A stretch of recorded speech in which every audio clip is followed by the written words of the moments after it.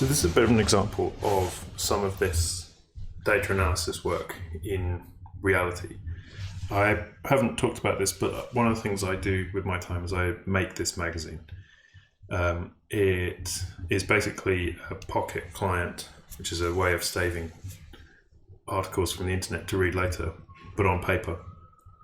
And so you get a magazine every month, and it's got all of the articles that you have saved from the internet. So we have a look. This is my homepage, and I've got a whole bunch of articles that I can read, and I've got a bunch of settings, so between 50 and 12 minutes. So the stuff in red is the articles that I can get in this month's magazine. Now, the reason I'm showing you this is I use a notebook to do a bunch of analysis on it, and this is the actual live working notebook that I use. So you can see that it's very similar to yours. It's just got a little bit less in the way of notes because I'm not trying to communicate necessarily to anyone else. So what am I doing here? So I'm importing some stuff. Let's just run through everything. Let's just run everything. I'm importing some stuff. I'm pulling in the data. I'm making a folder for the plots to go into, because a lot of these things go into blog posts. And then I do some manipulation. I get a JSON file coming in, so this needs to be sort of fiddled about with until it's in the right format to be made into a data frame. And then here's the data frame. So there's a bunch of things in here, and these are the articles. So someone saved this article, and I want to know about it. Which magazine did it go into? Which month? How long is it? All that kind of thing. Now I'm using sample here instead of head, because head gives you just the top 3, whereas sample gives you a random collection, which is a bit safer if you want to understand the sort of general sense of your data rather than just the top bit. So this isn't sorted in any kind of useful way, but we can see that edition 1 didn't really have very many articles at all, and it kind of peaked at edition 12, and we've been losing some users over the last little while. Okay, let's have a look through. Actually, let's make these a bit smaller so we can see what's going on. Image width 8. Run them all again, just so we can see them on the screen. Okay, so yeah, edition 1 didn't have very many at all. 3, 4, going up, and 12 was the peak when they had the most articles.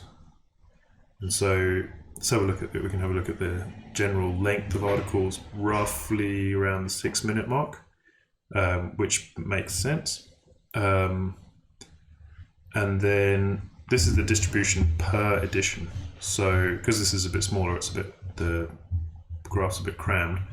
And when it's bigger, this sits over to one side. But what we're seeing is that distribution doesn't really change in any of the regular editions. It does look a bit odd in some of the special editions, like this one here, but there were only 2 of those made, and one of them was mine, and I tend to have quite long articles. So that's interesting. And then we start to look at the sources. Again, this is a bit crammed up because I just changed the size. But we see that New York Times is by far and away the most popular source of articles that people save. And then it drops off like regular things, so The Guardian, Medium.com, The New Yorker, The Atlantic. And then it gets into the like niche-y things, which is Eon, HBR, the BBC niche, Wired magazine, that kind of thing.